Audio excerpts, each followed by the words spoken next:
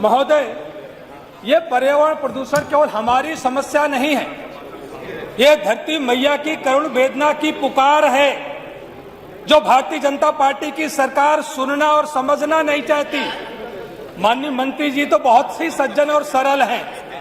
उन्होंने अपने साफ साफ भाषा में स्वीकार कर लिया कि यदि प्रदेश में जल एवं वायु गुणवत्ता सूचकांक लगातार बढ़ेगा तो आम नागरिकों के स्वास्थ्य पर प्रतिकूल प्रभाव पड़ेगा। निश्चित रूप से आपने बात सही कही है। आज उत्तर प्रदेश के हर एक जनपद में आप हर एक जनपद का आंकड़ा ले लीजिए, जो वहां का एयर क्वालिटी इंडेक्स है वो 100 के पार हर जगह मिलेगा। लखनऊ में मुझे लगता है कि आज की तारीख में 300 पार होगा। बड़े बड़े शहरों में जहां पर इंडस्ट्रियल एरिया है, शायद कानपुर में 400 पार कर गया हो। तो मान्य, लेकिन सरकार कानपुर में कोई 400 पार नहीं किया। जी, आपके पास टेलीफोन है, मैं उसी पर बात कर रहा हूँ। AQI देख लीजिए। आप गुमराह मत करिए। मेरी बात सुनिए डॉक्टर साहब, आप कह रहे हो कि कानपुर से मैं आता हूं ना, इसीलिए मेरा कंसर्न है। आप कह रहे हो कि कानपुर में AQI 400 से पार कर गया। आपके पास टेलीफोन होगा, देखिए 100 से 200 से ज्यादा। अरे आप गुमराह मत करिए। आप कानपुर का नाम मत लीजिए, अपने जिले का लीजिए। अच्छा ठीक है, मैं कानपुर के बजाय में प्रयागराज की बात बता रहा हूँ। 432 था और पूरे उत्तर प्रदेश में मानव जानकारी कर लीजिए, किसी भी जनपद का AQI 100 के नीचे नहीं है, जो सामान्य है। और भारतीय जनता पार्टी की सरकार वृक्षारोपण के नाम पर जो आंकड़ेबाजी करके जो वर्ल्ड रिकॉर्ड बनाने का काम कर रही है, मानवर इसके पाप का प्रायश्चित करना पड़ेगा। माननीय मंत्री जी ने इसमें स्वीकार किया कि AQI बढ़ा हुआ है, पूरे प्रदेश में बढ़ा हुआ है। जो मोटर व्हीकल है, मोटर व्हीकल के जो फ्यूल का इनकम्प्लीट कंबस्टन हो रहा है, जिसकी वजह से carbon dioxide, carbon monoxide, sulphur dioxide, methane जैसी जहरीली गैसें हमारे वायुमंडल में जा रही हैं। बुजुर्गों को मास्क लगाना पड़ रहा है, बच्चों को मास्क लगाना पड़ रहा है, और जो बीमार हैं उनका तो जीना मुश्किल हो गया है।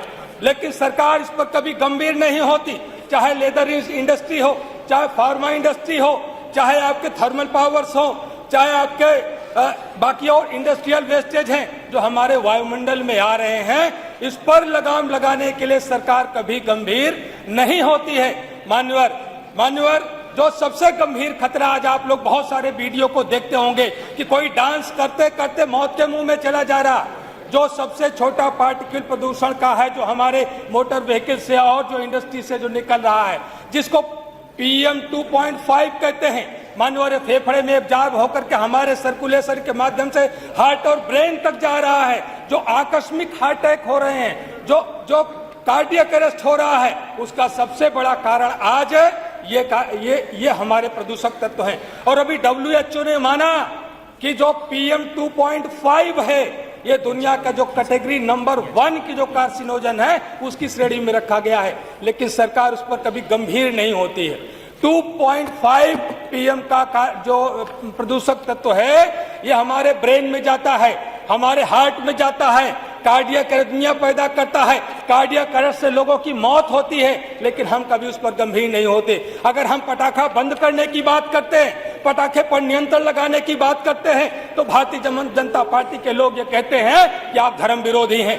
मान्यवर, ये प्रकृति के साथ खिलवाड़ है, ये भारत माता के साथ खिलवाड़ है।